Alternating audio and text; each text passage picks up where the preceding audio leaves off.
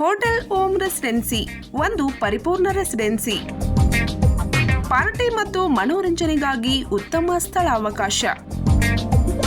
Conference hall, family dining, ಗುಣಮಟ್ಟದ ಆಹಾರ, ಅಲ್ಪೋಪಹಾರ, bar, lawn, AC deluxe, super deluxe ರೂಮ್ಗಳು,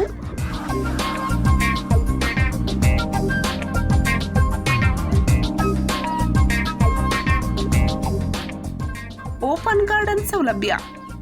Miraj ಮೈಷಾಳ್ road, ಓಂ petroleum ಹತ್ತಿರ, ವಿಜಯನಗರ್ ಮೈಷಾಳ್, ತಾಲೂಕಾ ಮಿರಜ್, ಜಿಲ್ಲಾ ಸಾಂಗ್ಲಿ. ಸಂಪರ್ಕ 9049014171 ಮತ್ತು 9975438171.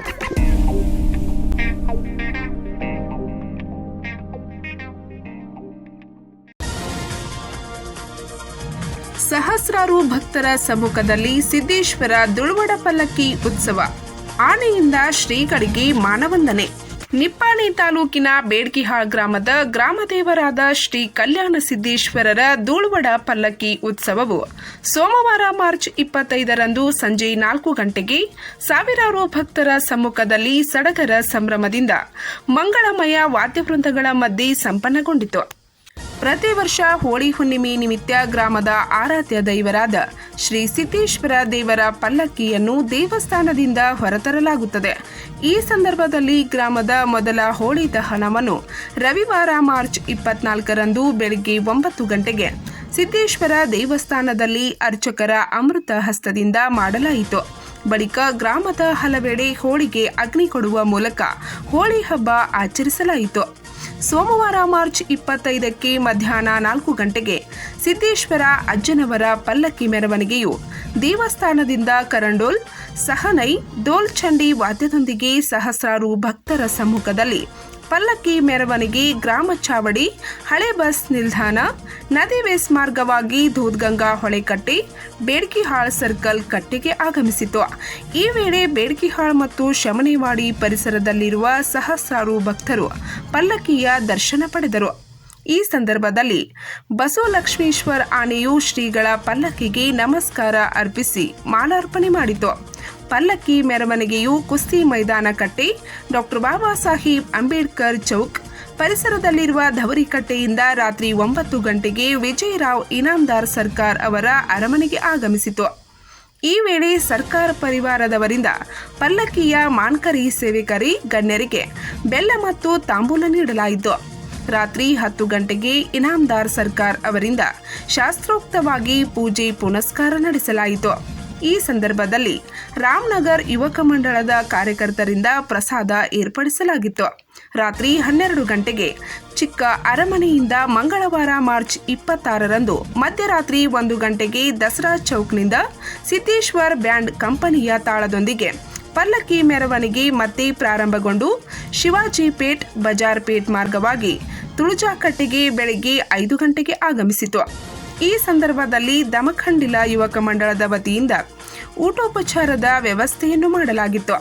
ಬೆಳಗ್ಗೆ 7 ಗಂಟೆಗೆ ಪಲ್ಲಕ್ಕಿ ದೇವಸ್ಥಾನ ತಲುಪಿದ ನಂತರ ದೇವಸ್ಥಾನಕ್ಕೆ ಪ್ರದಕ್ಷಿಣೆ ಹಾಕಿ ಪಲ್ಲಕ್ಕಿ ಮಾನ್ಕರಿ ಮತ್ತು ಸೇವಕರಿಗೆ ಸಕ್ಕರೆ, ತೆಂಗಿನಕಾಯಿ ನೀಡುವ ಮೂಲಕ ಧೂಳುವಡ ಪಲ್ಲಕ್ಕಿ ಉತ್ಸವವನ್ನು ಮುಕ್ತಾಯಗೊಳಿಸಲಾಯಿತು.